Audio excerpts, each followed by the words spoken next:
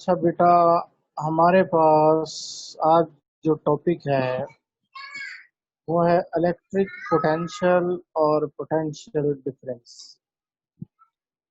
अब electric potential और potential difference को समझने के लिए हम इसको ग्रेविटी में अगर कोई ऑब्जेक्ट है उसमें स्टडी करते हैं। हम क्या स्टडी करते हैं? उसमें हम स्टडी करते हैं कि अगर आपके पास एक ऑब्जेक्ट है और वो सरफेस के ऊपर पड़ा है, और हम कहते हैं कि अगर ये सरफेस के ऊपर पड़ा है कोई ऑब्जेक्ट, तो इसकी जो एनर्जी है वो जीरो है। एनर्जी जीरो है। और आप क्या करते हैं? आप उस ऑब्जेक्ट को डिस्प्लेस करवाते हैं through some distance H. Object एक सर्टन हाइट के ऊपर जाता है तो हम कहते हैं कि इसने एनर्जी स्टोर कर ली है। कितनी एनर्जी स्टोर कर ली है? आप जैसे ही उस ऑब्जेक्ट को, जिसे आप एक सर्टन हाइट के ऊपर लेकर गए थे, आप उसको छोड़ते हैं तो ऑब्जेक्ट क्या होता है? जमीन पर वापस आता है। इसका मतलब है कि इसके पास कोई एक एनर्जी थी। अब हम देखते हैं कि हमारे पास अगर हम, जो सबसे बड़ा मसला ये है वो ये है कि जब हम एनर्जी को कैलकुलेट कर रहे होते हैं तो हमें रेफरेंस पॉइंट का पता नहीं चलता। मिसाल के तौर पर जमीन जो है वो हर जगह से फ्लैट तो नहीं है। मतलब फ्लैट से मुराद वैसे तो फ्लैट है, लेकिन हॉरिजॉन्टल नहीं है। किसी जगह पे कोई पहाड़ है, कोई ऊंची जगह है, कोई छोटी जगह है, कोई ऊंची जगह है, कोई उससे नीची जगह है।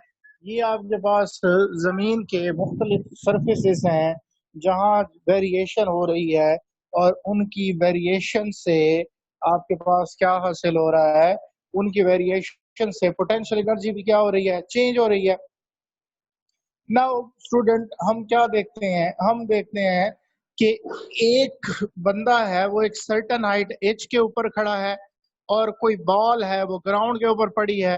तो इसका मतलब है कि उसके पास जो एनर्जी है डेप्थ में, क्योंकि बॉल अब पड़ी है तो एनर्जी क्या है? उसकी नेगेटिव है, कि उसके पास एनर्जी है ही नहीं। और एक बंदा है वो एक हाइट पे खड़ा है, एक बॉल कहाँ पड़ी है? सरफेस पे। उसको लग रहा है कि बॉल जो है वो डेप्थ पे है। अब एक बंदा सरफेस से भी नीचे खड़ा है। तो इस तरह frame of reference her point के ऊपर क्या हो रहा है? चेंज हो रहा है। Frame of reference her point के ऊपर चेंज हो रहा है, तो इसका मतलब ये है कि एनर्जी भी हर पॉइंट के ऊपर चेंज हो रही है। तो फिर हमारे पास ये सरफेस फ्रेम ऑफ रेफरेंस तो नहीं हो सकता।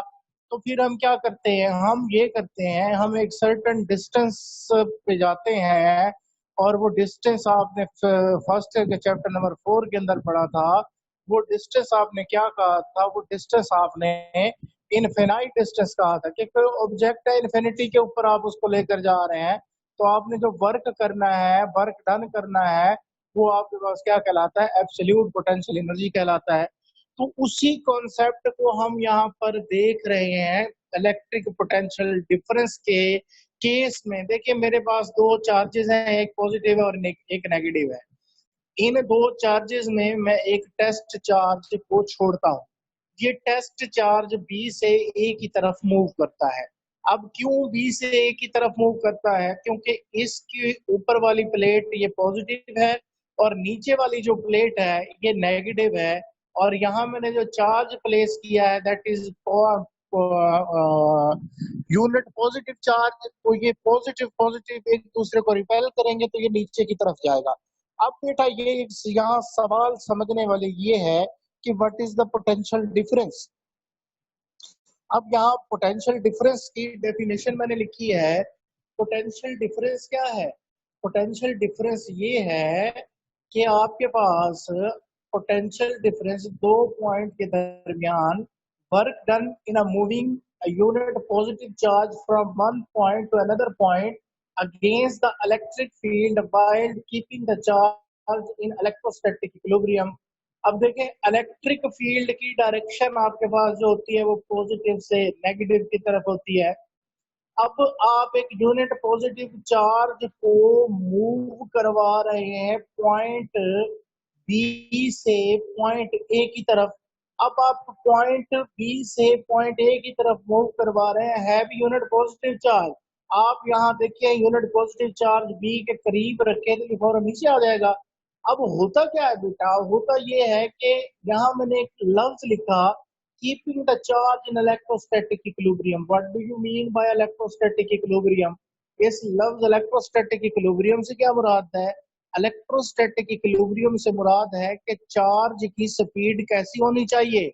चार्ज की स्पीड कांस्टेंट होनी चाहिए। चार्ज की स्पीड कैसी होनी चाहिए? चार्ज की स्पीड यूनिफॉर्म होनी चाहिए। तो आपके पास एक चार्ज है वो यूनिफॉर्म स्पीड के साथ एक पॉइंट से दूसरे पॉइंट की तरफ आ रहा है। अब देखिए अगर चार्ज नीचे से ऊपर की तरफ आ रहा है या ऊपर से नीचे की तरफ आ रहा है तो वो तो बड़ी स्पीड के साथ नीचे आएगा। तो इसका मतलब ये है कि मुझे नीचे से एक फोर्स लगानी पड़ेगी।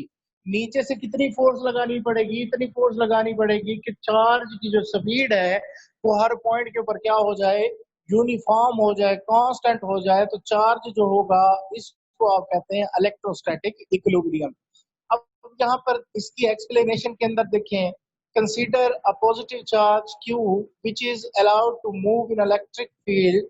अब कहता है कि आपके पास एक चार्ज है Q नॉट जिसको आपने इलेक्ट्रिक फील्ड के अंदर मूव करने के लिए अलाउ किया है। कैसी इलेक्ट्रिक फील्ड है? जो दो अपोजिटली चार्ज प्लेट के दरमियान है। Positive charge will move point B to A and will gain kinetic energy if it move from A to B. An external force is needed to make the charge against the electric field and gain potential energy। अब बेटा यहाँ पर क्या बात है कि जब एक ऑब्जेक्ट, आप जानते हैं जब एक ऑब्जेक्ट सर्टन हाइट से, ग्रेविटी का केस यहाँ पर अप्लाई करते हैं कि जब एक ऑब्जेक्ट सर्टन हाइट से नीचे आता है तो क्या होता है? उसकी काइनेटिक एनर्जी बढ़ती है और पोटेंशियल एनर्जी क्या होती है? उसकी डिक्रीज होती है। सेम केस यहाँ चार्ज का है कि ऊपर जो है पॉजिटिव उसको रिपेल कर रहा है, नेगेटिव उसको अट्रैक्ट कर रहा है। जब चार्ज ऊपर से नीचे की तरफ आएगा तो उसकी काइनेटिक एनर्जी इंक्रीज होगी। और अगर आप एक यूनिट पॉजिटिव चार्ज को लो पोटेंशियल से हाई पोटेंशियल की तरफ लेकर जा रहे हैं, मतलब ए से बी की तरफ लेकर जा रहे हैं, तो आप एक्स्ट्रा वर्क करना पड़ेगा। उस चार्ज को आपने क्या करना है? चार्ज के ऊपर आपने फोर्स लगानी है। चार्ज के ऊपर आपने अगेंस्ट द इलेक्ट्रिक फोर्स क्या लगानी है? Against the electric field force लगानी है। तो ऐसी इस केस के अंदर आपके पास यहाँ पहले काइनेटिक एनर्जी गेन हुई और अब यहाँ पर क्या होगी? पोटेंशियल एनर्जी गेन होगी। सर इसको ऊपर कीजिएगा।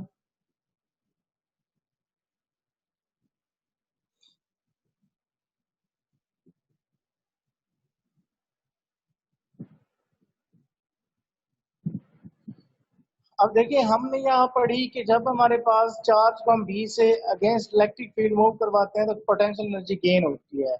When charge is moved from A to B, let be moved by keeping the electrostatic equilibrium। अब बेटा मैंने आपको बताया कि जब आप चार्ज A से B की तरफ लेकर जा रहे हैं तो आपको अगेंस्ट इलेक्ट्रिक फील्ड एक फोर्स लगाना पड़ रही है। कैसी फोर्स? कि आपने इलेक्ट्रोस्टैटिक इक्विलिब्रियम वाली कंडीशन को क्या रखना है? मेंटेन रखना है। तो अगर चार्ज B से A की तरफ आ रहा है तब भी वो तो बड़ी तेजी के साथ नीचे आएगा। इसको समझने के लिए आप यूं समझें कि इस पॉइंट का पोटेंशियल ज्यादा है। आप एक स्प्रिंग है जिसकी लेंथ L है, आप उसको कंप्रेस करते हैं। अगर आप उसको कम कंप्रेस करते हैं, कंप्रेस करने के बाद छोड़ते हैं तो फौरन वो मीन पोजीशन की तरफ जाता है। वो उसकी जो स्पीड होगी वो कम होगी। अगर आप उस स्प्रिंग को ज्यादा कंप्रेस करते हैं, आप उसको छोड़ते हैं तो फौरन वो क्या करता है? मीन पोजीशन की तरफ जाता है। वो उसकी स्पीड ज्यादा होगी। अब मैं चार्ज को बी से ए की तरफ मूव करवा रहा हूँ। जब मैं चार्ज को बी से ए की तरफ मूव करवा रहा हूँ तो मुझे ज्यादा क्या लगानी पड़ेगी? फोर्स लगाना पड़ेगी और कम फोर्स लगाना पड़ेगी। चार्ज तो फौरन वो आ जाएगा, इलेक्ट्रिक फील्ड के असर में फौरन नीचे आना शुरू हो जाएगा। मैंने इसको रोकना है। मैंने इसको रोकना है तो मैं अब क्या लगाऊंगा? एक फोर्स लगाऊंगा ताकि इसकी जो स्पीड है वो क्या हो जाए? यूनिफॉर्म हो जाए। इट मूव ये मूव करेगा विद यूनिफॉर्म वेलोसिटी। अब the condition is achieved by applying force F equal and opposite to Q not E। अब आपने क्या लगाना है, जब चार्ज नीचे आ रहा है इसके ऊपर फोर्स जो होती है हमने इलेक्ट्रिक फील्ड इंटेंसिटी के अंदर पढ़ी थी, वो कितनी थी, Q नॉट E थी। अब आपने चार्ज को नीचे आने के लिए यूनिफॉर्म स्पीड के साथ उसको मूव करवाना है ताकि आप इलेक्ट्रोस्टैटिक की डेफिनेशन के ऊपर पूरा उतर सकें। तो आप क्या करेंगे, आप इसके ऊपर इस मैग्नीट्यूड के जितनी एक फोर्स लगाएंगे ताकि चार्ज जो है वो आहिस्ता आहिस्ता नीचे आए। तो अब आप क्या करेंगे, इतनी फोर्स लगाएंगे। इसको आपने फिग के अंदर क्या किया हुआ है, शो किया हुआ है। एक चार्ज है, ये पॉजिटिव से नेगेटिव की तरफ आ रहा है। अब आपने नीचे से एक फोर्स लगानी है। कितनी फोर्स लगानी है, इतनी फोर्स लगानी है जितनी वो उसके ऊपर एक्ट कर रही थी ताकि चार्ज जो वो किस में आ जाए, इलेक्ट्रोस्टैटिक इक्विलिब्रियम में आ जाए। As we know that work done against the, ये अब जब वर्क डन हम करते हैं किसी भी ऑब्जेक्ट के ऊपर तो हमें एक्सटर्नल फोर्स रिक्वायर्ड होती है।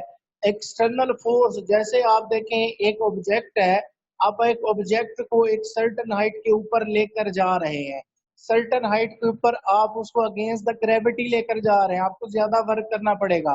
तो यहाँ भी जब आप चार्ज को रोक रहे हैं तो आपके उस चार्ज के अंदर जो एनर्जी होगी वो एनर्जी भी क्या हो जाएगी, इंक्रीज हो जाएगी। नेक्स्ट कीजिएगा सर।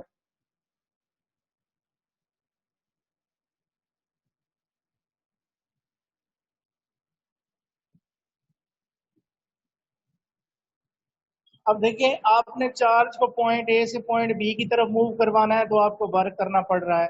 ये जो वर्क है उसके अंदर स्टोर होगा in the form of energy. अब ये चार्ज की एनर्जी है तो हम इसको डिफाइन करते हैं work done per unit point charge. एक पॉइंट चार्ज है उसको एक पॉइंट से दूसरे पॉइंट पर मूव करवाना है, टेस्ट चार्ज है तो जो उसके अंदर एनर्जी स्टोर होगी, जो वर्क डन होगा, that work done is called potential difference. और इसको आप किस तरह लिखते हैं, डेल यू। डेल का मतलब चेंज होता है, इसका पोटेंशियल ज्यादा है पॉइंट बी का, कम किसका है, ए का। U minus A divided by Q not is equal to W A B over Q not.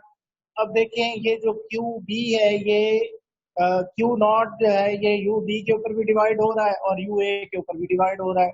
अब दोनों को आप क्या करेंगे, दोनों को आप ये इस तरह करेंगे कि U B minus U A over Q is equal to del U over Q not.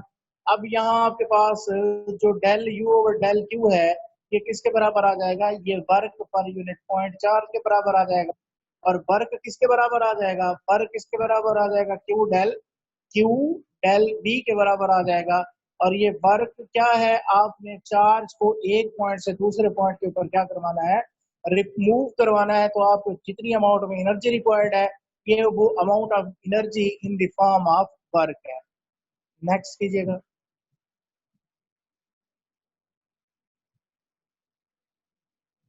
इसको ऊपर करेंगे। पोटेंशियल डिफरेंस का यूनिट क्या है, पोटेंशियल डिफरेंस का यूनिट होता है जनाब वोल्ट, जो किसके बराबर होता है, जाउल पर कूलम।